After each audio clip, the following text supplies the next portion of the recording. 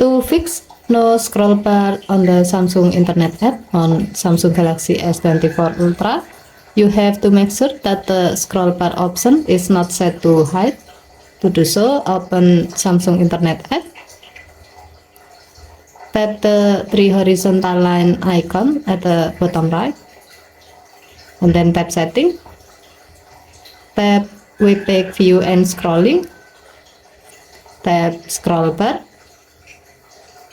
and then select left to place the scroll bar on the left side of the screen, or select right to place the scroll bar on the right side of the screen.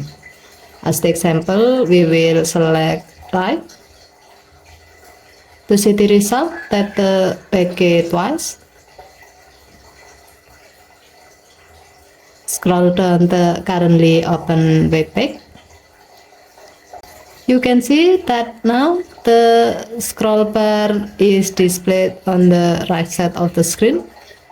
You can drag the scroll bar up or down to scroll up or down the web page.